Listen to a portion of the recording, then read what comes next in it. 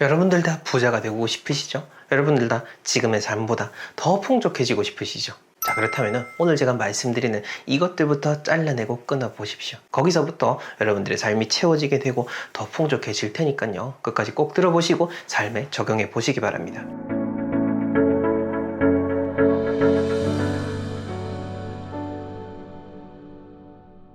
네, 멋지동의 동명풍수 채널입니다.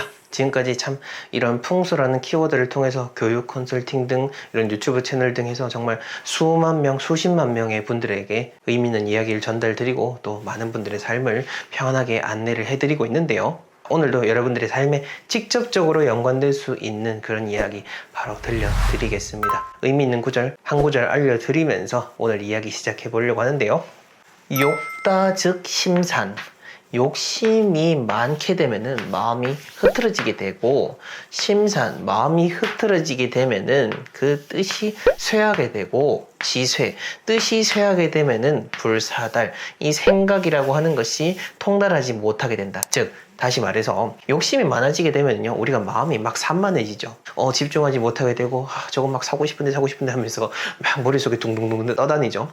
그렇게 마음이 둥둥둥 떠다니게 되면은 딱 뜻이 하나로 모이지 못하게 된다라는 겁니다. 진정 내가 해야 될 거, 뭘 가져야 되고 뭘 어떻게 앞서 나가야 되는지를 흘려지게 되는 거죠. 그렇게 그 뜻이 쇠하게 되게 되면은 결국 이 올바른 생각으로 나아가지 못하게 된다라는 그런 의미를 갖고 있는 겁니다.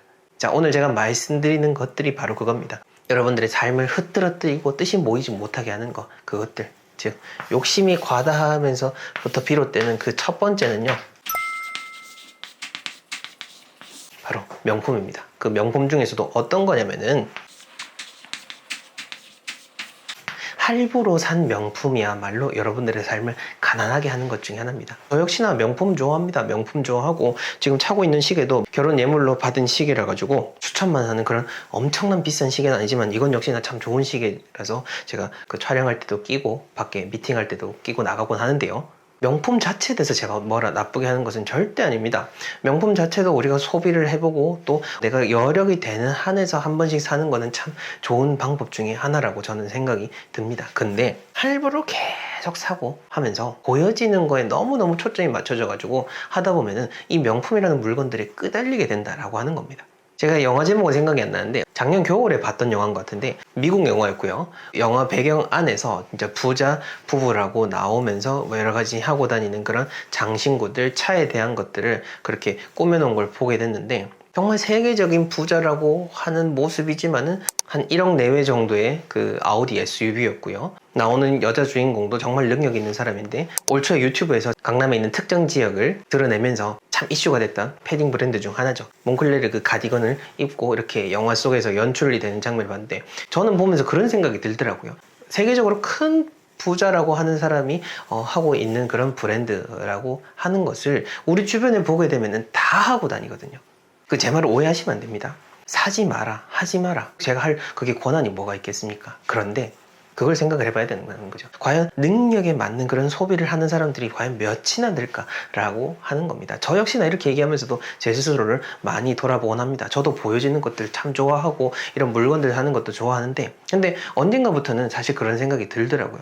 이런 물건들이라고 하는 것에서 보여지기 위한 마음으로서 사는 부분이 얼마인지를 제가 생각을 하면서부터는 소비라는 부분이 확실히 줄어드는 것을 느끼게 됐습니다. 즉 남에게 보여주기 위해서 쓰는 돈이 생각보다 너무너무 크더라라고 하는 거죠. 그 중에서 이제 대표적으로 이제 돈을 줄줄줄 세게 만드는 것 중에 하나가 바로 할부로 사는 명품이니까 이 점들 잘 생각을 하셔서 무조건 끊으라라고 하는 것이 아니고 내가 정말 이걸 갖고 싶어서 사는 건지 아니면은 보여주기 위해서 사려고 하는 건지를 잘 생각을 하시고 진짜 내가 그냥 사고 싶다라고 한다면은 할부로 사지 마시고 그냥 모아놨다가 한 번에 사시면은 좋다라고 하는 겁니다. 여러분들 이왕이면 결제하러 가가지고 이제 눈치 보면서 3개월로 할까 8개월로 할까 12개월로 할까 이런 거 하는 것보다는 그냥 한 번에 탁 일시불로 하면 얼마나 멋있습니까? 자, 그러니까 한번 잘 생각을 하셔가지고 여러분들의 소비를 한번 잘 돌아보시고요. 자, 그 다음 두 번째로는 소액 대출입니다. 이 소액 대출 참 무섭습니다. 이게 뭐 100만 원, 몇백만 원 혹은 뭐 이제 1000만 원 단위로 이제 넘어가게 되는데 이 소액 대출 한번 받게 되면요 계속 받게 됩니다. 저도 사실 지금 고백하자면은 예전에는 받아본 적이 있었습니다. 뭐 이런 생각을 가지고 좀 하기 전에 여러 가지 시행착오를 삶을 겪을 때는 소액 대출이라는 것도 받아보면서 이자에 계속해서 허덕였던 적이 있는데요. 근데 문제는 뭐냐면은 정말로 돈이 급해서 대출을 받는 분들보다는 소액 대출을 받는 분들 중에 대부분은요 어떤 생활비 때문인 경우가 참 많습니다. 근데 이 생활비 당연히 생활비 써야 될 때면은 생활비 써야 되죠. 근데 뭐가 문제냐면은요. 이 생활비라고 하는 것 때문에 소액 대출을 받는데 근데 이 생활비라고 하는 것이 진짜 생활비인 건지 정말 필수적인 부분 때문인 건지 아니면은 줄일 수 있는 부분인데도 불구하고 내가 계속 유지해서 나가는 돈인지를 모르고 그냥 받는 겁니다. 제가 주변에 이런 분들 지금 근래 좀 보다 보고 또 저도 역시나 이런 생각을 가졌던 사람이기 때문에 그래서 이렇게 솔직하게 얘기를 드릴 수 있는 건데 저도 그 당시를 돌이켜보게 되면은 굳이 받을 필요가 없었어요. 왜냐? 이거를 줄이면 됐었거든요. 이거를 줄일 수 있는 그 부분들이 충분히 많았었습니다. 한 분 보게 되면은 이제 또 돈이 없다고 하는데 그 먹고 싶은 거는 다 드시고 다니세요. 돈이 없다고 하는데 우리 애들 학원 뭐 다니게 할지 또 생각하고 돈이 없다고 하는데 올 여름에는 그래도 애들 휴가 하고 물놀이도 하러 가야 되는데 이걸 또 고민하고 계세요.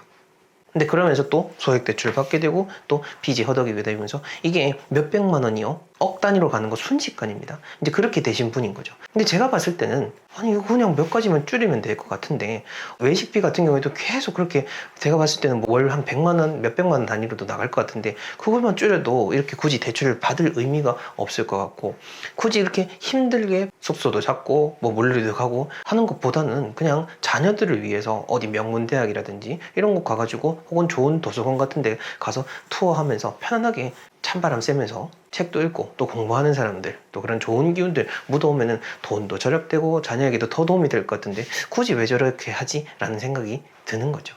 자, 어쨌든 제가 말씀드리고 싶은 거는 의미 없는 것 때문에 그런 대출을 한다는 것은 잘 생각을 하셔야 되는 거고 작은 돈이 참 무섭습니다. 그거 다시 한 번 더 말씀을 드리고 싶고 그 다음 세 번째로는 빨리 돈 벌려고 하는 거 여기서부터 사실 다 시작인 겁니다.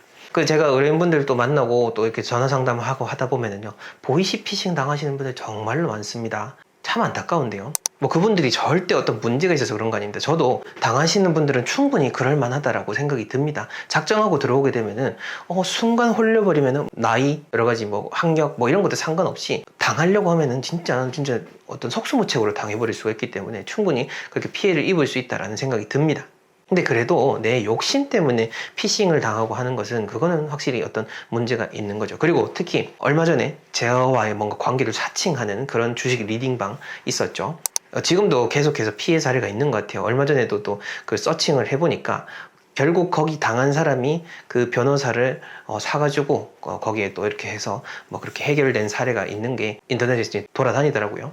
어떤 분들이 제보를 해주셔가지고 보니까 누가 봐도 합성 사진이고 누가 봐도 말도 안 되는 이야기를 써놨는데 근데 사람들이 이게 내가 돈을 막 빨리 벌고자 하는 그 욕심이 딱 들게 되면은 그런 것들은 싹 사라지게 되고 거기에 우리는 계속해서 끌어들여 다닙니다. 특히 또 참 이 사람들을 보면서 제가 느낀 게 참 사기도 정말로 열심히 하는구나.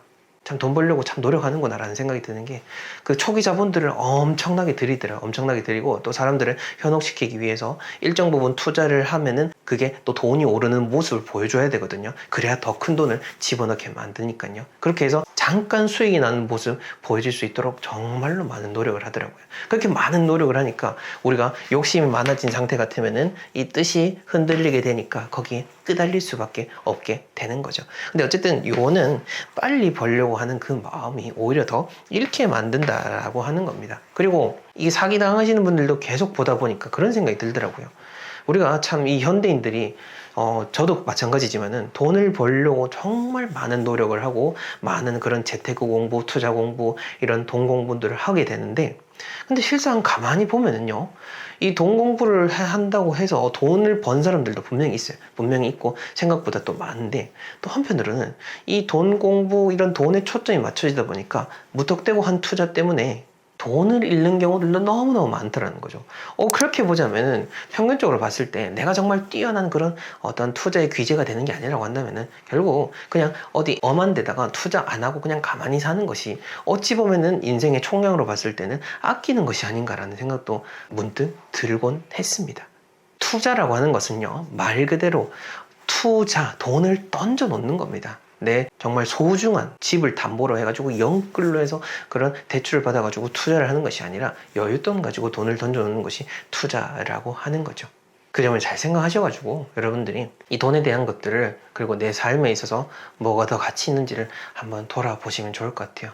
모든 문제는요, 다 여기서부터 비롯되게 되는 겁니다. 욕심이 많아지게 되는 거에서부터 비롯되는 거죠.